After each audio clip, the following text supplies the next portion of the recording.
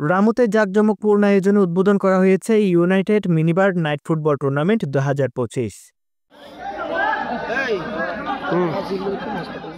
রোববার সন্ধ্যায় রামু থানার পার্শ্ববর্তী হাজারীকুল বোধিরত্ন বৌদ্ধবিহারের পাশে জাতীয় সঙ্গীত পরিবেশন ও ফিতা কেটে টুর্নামেন্টের শুভ উদ্বোধন করা হয়।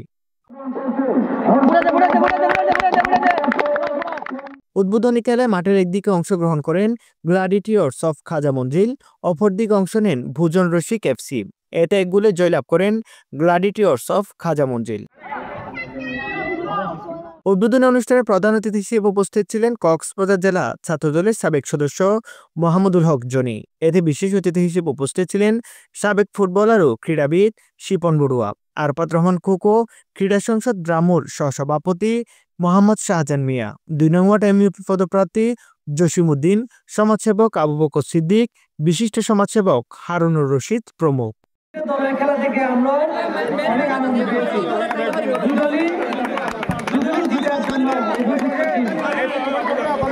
দুদলই খুব ভালো খেলেছে। দুদলের জন্য শুভকামনা। বিশেষ করে আয়োজন কমিটিকে বলতে চাই, খেলার মাঠ দেখে আমরা মাঠটা আরেকটু সমান হলে ভালো হতো। মাঠটা 2 গাড়ি। নিউজ ডেস্ক, রামু খবর 24।